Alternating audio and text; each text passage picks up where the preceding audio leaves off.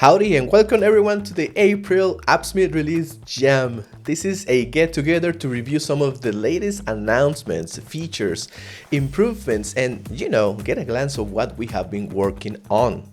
Okay, let's do it. Before we get into details, I have a couple of reminders I want to go over real quick that I know are attractive to you. Hey, you already have the job. You don't have to convince me. First, the monthly contest. Remember that we have a monthly topic that you can participate by submitting any type of content like an Appsmith template, tutorial, video, article, even a meme, what have you. Last month's topic was a joint collaboration with Supabase, and the winner for the March monthly contest is Sanjeev Anand.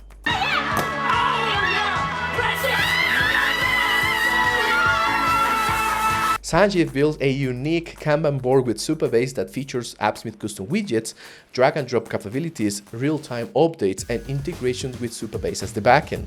So congratulations Sanjeev, who should soon receive a big swag package from Appsmith and Supabase to your door. Now you can go to the community portal, fork the template he built, and use it on your next project. It's that easy. Now for this month's topic, we want to do something with custom widgets and data insights, which is very broad and gives you the chance to participate in multiple ways. So for example, we're looking for reporting system, DBA tools, or charts to showcase data using custom widgets. Also, if you use Appsmith AI features, it's going to be even better. So start building, sharing, and participating. So I don't know, anyone says me? Huh? Who's it gonna be? Okay. Me. And speaking about our winner, Sanjeev, this reminds me about our community leader program. Sanjeev is also now one of our official community leader, who has some great benefits like access to our private Discord channel with direct line to the Appsmith staff.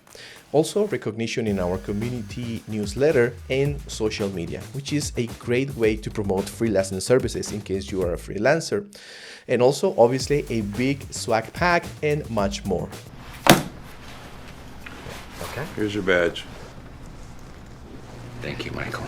If you want to be an Appsmith community leader, reach out to us on Discord or on the portal, or even comment here in YouTube or LinkedIn about your being interested. We are all on the same team here. Now, on another topic, I would like to ask you something. Wouldn't you love to save $80,000 per year? How can I get you to stay? Money. Yeah, we all want money. I bet you would, because I would love to do that. Well, you can by using Appsmith like we did. This Thursday, April the 18th, join us for a live event with Appsmith co-founder and CTO Arpit, and learn how we leverage our own local platform to build a scalable, flexible testing dashboard tailored precisely to our development process, replacing Cypress dashboards and saving that amount of money. You will also learn how we use Appsmith AI to analyze the automated tests to find performance improvements opportunities and review the code on failing tests, giving developers insights on where the error is and how to fix it. Now that definitely takes the internal dev operations to a whole new level. So don't miss out this opportunity. RSVP in our website, the community portal, or Discord, any place, which is going to be live this Thursday, April the 18th. So you don't want to miss it on how you can do the same and save that amount of money per year. All right, enough with the announcements and the office memes. Boo! Boo! Let's get serious, because I want to show you some improvements in the Appsmith developer experience. So if you go to the Appsmith platform and visit any of your applications, you will probably already notice one of the big improvements, which is in the widget list. Now you can easily understand what type of widget you want to drag and drop into your canvas, because we have enhanced the UI and look and feel of each of the widgets in the list. So it's much easier for you to see what exactly is going to look like the widget you're looking for. So for example, here we have the buttons, the select drop-downs, the display widgets, the layout widgets, the media widgets, and the toggle widgets. So now with that enhancement, it's going to be much easier for you to understand what type of widget you're bringing into your canvas and how they will look like. The second change I wanted to show you is something very important that some developers has been asking for, and is the side-by-side editing. So if you go to, for example, a query or a JavaScript file, you will notice that there is this toggle button here on the right. This will allow you to have the code editor next to the UI. So that means you will be able to apply changes to your JavaScript files, to your queries, and immediately see the changes in the UI happening. Now, this is game changer when you have a lot of different UI components, when you're building a big application in Appsmith and you have multiple files.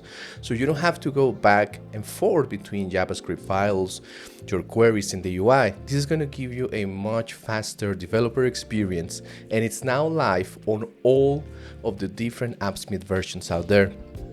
So there you go. You can now easily just code JavaScript and see the UI immediately, also for your queries and inside of each of these elements. So for example, inside of the query section or inside of the JavaScript section, you can have multiple tabs of each of these elements. So here I have tabs for my queries. I have this Cloud and Google Gemini, OpenAI, and I can see all of this. I can change between those without leaving the UI on the right side.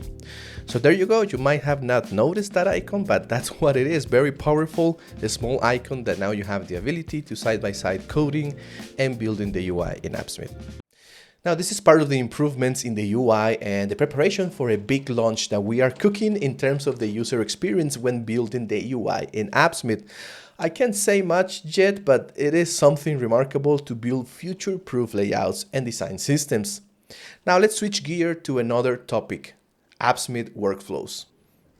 Workflows are essential for automating tasks and orchestrating processes within applications.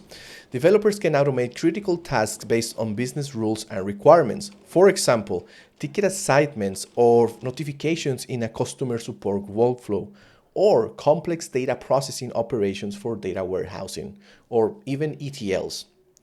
The way it's done is very unique and easy in Appsmith, integrating a code-based and node-based system, exposing triggering actions as webhooks to control them via external HTTP requests, integrating into your Appsmith applications, or as a scheduled job, maximizing the operational benefit. Now, this is a feature we announced in the Appsmith build, and it's now in beta, which you can sign up to have access and try it out. Now let me explain to you how it works. To understand how to use Appsmith workflows, let's build one. In this scenario, I'm going to use workflows to save audit logs to my login system API and also send some internal emails to my team members depending on some actions and business logics that I can define. So let's create a new workflow by going to the Create New button, and you will see the new workflow option. From there, it will take you to the JavaScript main page. Here's where the magic happens. This is where we define what's going to happen in our workflow. So the first thing I wanted to show you is that I already have a couple of data sources configured. The first one is my SMTP server to send emails, and the other one is my API, where I'm going to be storing all of my logs. So I'm not going to spend time explaining how the data source works. You probably already know that, and we have a lot of sources to talk about that, but let's focus on our functionality of the workflow. So the first thing I'm going to do is create a query for my SMTP server to send an email. So let's create a new query and select the email data source. Now we're going to be sending email. I'm going to call this send email. And I'm going to be sending an email. The from email, I'm going to hard code it to my personal email, my Appsmith email. And then here you will define the two emails. You can define multiples. And for this one, I'm going to be passing parameters. This is how we're going to be passing the parameters that comes to the workflow, and then we'll pass it to the email action to send the email to whatever address I want to use. So I'm going to be using this .params, which you'll probably be using in other mechanisms in Appsmith, and then the name of the parameter I'm going to be passing. So in this case, it's going to be email. I'm not going to have any copy emails or hidden copies. The subject, I'm going to be, again, passing a parameter. This .params, .title.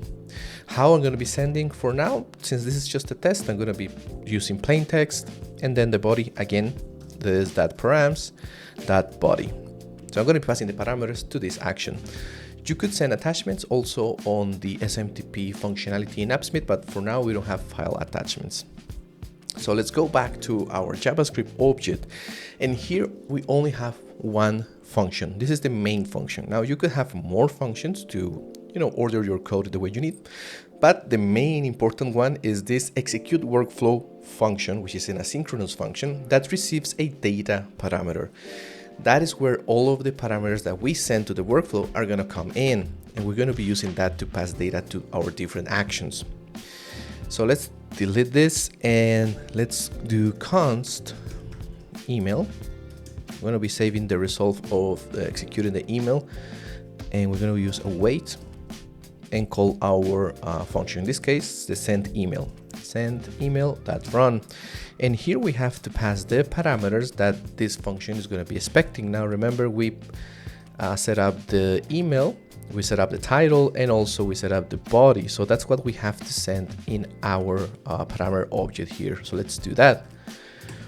I'm going to be for now hard coding the values, and then we're going to be replacing with the data parameter. So very simple parameters, that's it. And let's log this just for the sake of testing. And that's it. That should be enough to run our job and execute it. So we can actually test this in multiple ways. The first thing is publishing and then just running here this JavaScript function. The other one is using the webhook functionality, which we're going to be using in a second. And the other one is integrating this workflow into a Appsmith application. And you can call the action at any point that you want. So for now, let's run it manually. So let's first of all publish it. And now let's run it, and here you will see some execution. For now, we don't really have anything. We just have the response to be true, because here we're returning true. And we can see some of the logs. Here's the JavaScript function executing logs, and you can see the message here, which is what we console that log here, which is the email. Send email successfully. And if I go to my inbox, I should have already received one email, and there you go. Manual invocation, email sent from the workflow. So it's working fine. Awesome. Now let's do something else. Remember that I told you that I'm going to be storing some logs into my API system. So let's create that JavaScript query as well. Let's select our API query.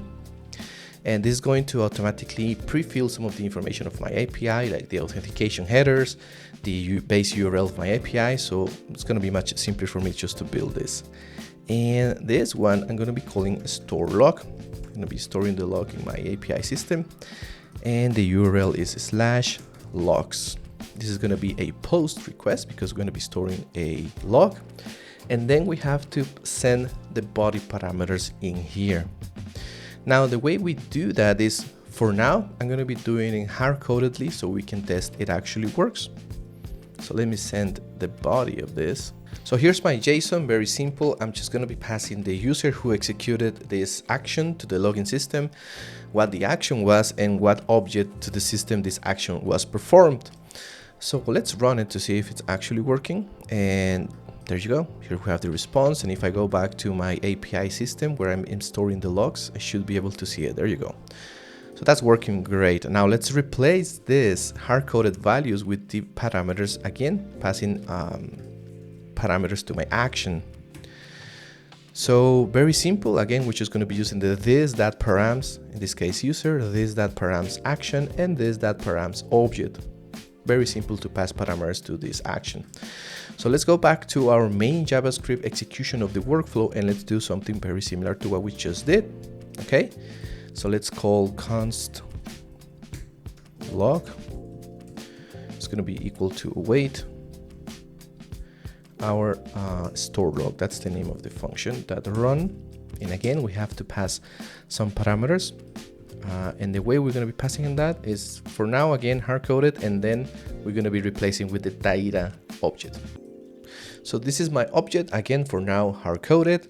And let's do, again, console log of our result for the system audit save. Console.log, and the variable is log. So now let's publish our changes, and let's run it manually again. So there you go, the execution went fine. We go to the logs. We should see now two logs. The first one is our message for the execution of the email that's sent successfully. And now the next one is the JavaScript function executed successfully. And here we have the response from the API. And again, it's passing us the object of the login that was just stored in the database. So if I go back to my email again, I should have another email for the manual invocation.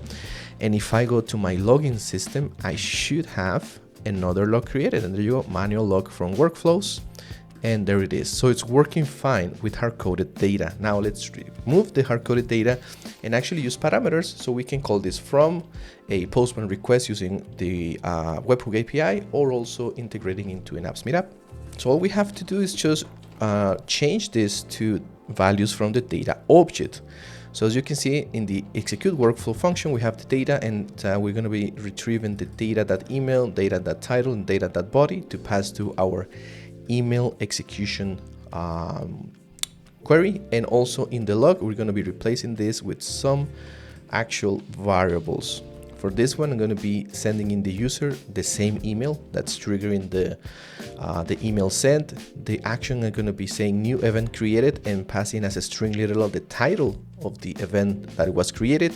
And the object is going to be the event system, which is the system we're developing in Appsmith. So that should be it.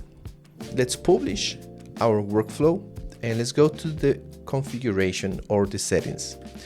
And then you will see the trigger settings. Here we have the webhook trigger. Let's enable it. And once we do that, Appsmith is going to give us the URL that we must request, and also it's going to be passing the token in the URL. So let's just copy this and let's go to Postman just to make a sample request.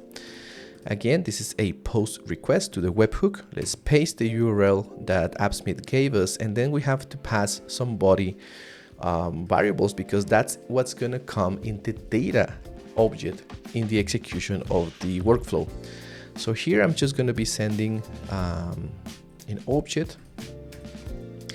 Here we have the email, the title from Postman to Appsmith, and then the body hello from Postman.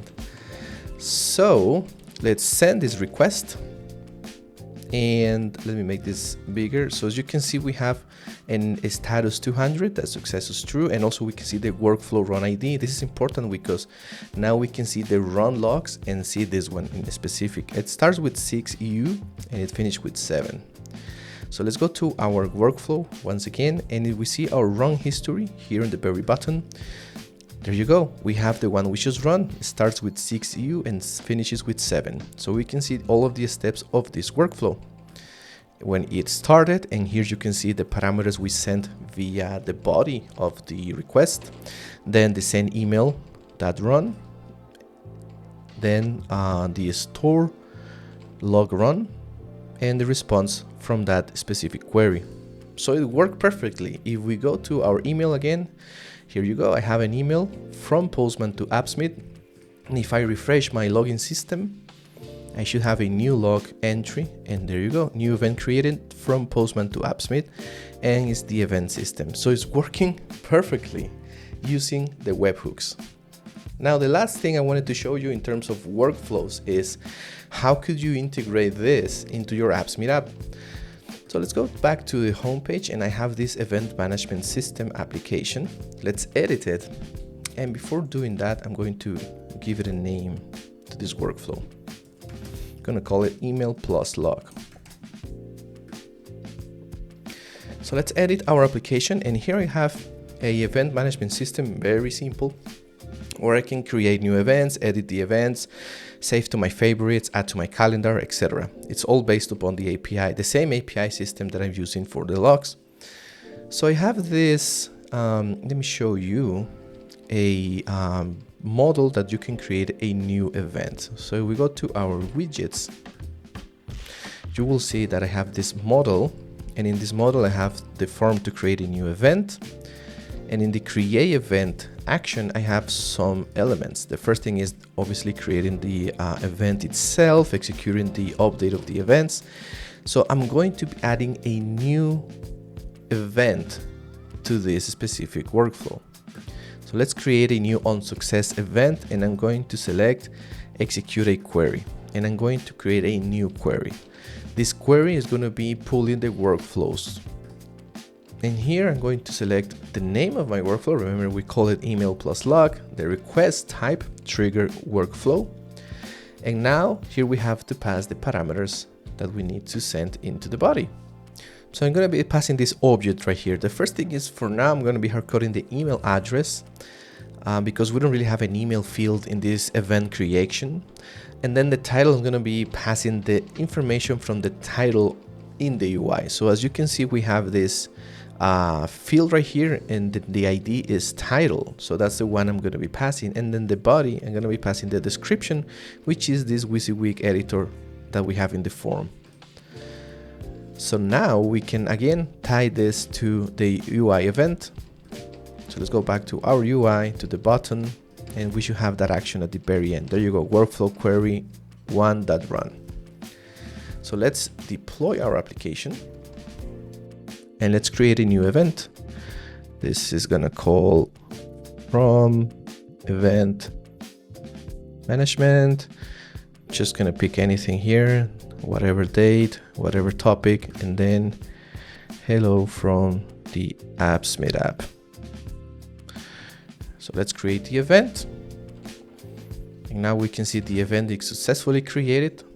If we go back to our content management in the event section, we should see that one. Here it is.